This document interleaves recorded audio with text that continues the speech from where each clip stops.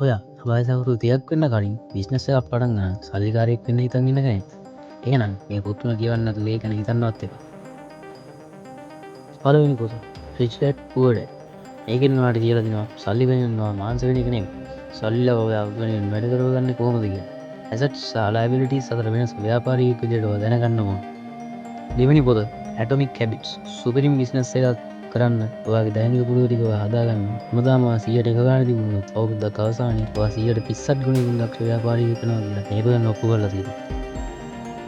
තුන්වෙනි සහ වටිනාම පොත The Lean Startup. ගොඩක් අය බිස්නස් පටන් ගන්න ලක්ෂ ගණන් සල්ලි නාස්ති කරගන්න. හැබැයි මේ පොතෙන් කියලා දෙනවා සතයක්වත් තව තියාගන්න අවුම් වියදමකින් බිස්නස් හදාගත්ත ටෙස්ට් කරන සාර්ථකව මාකට් එකක් ගන්න කොහොමද කියලා.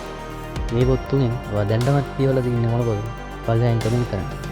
මේ වගේ තවත් බිස්නස් ටිප්ස් දැනගන්න දැන් මගේ channel එක subscribe කරන්න.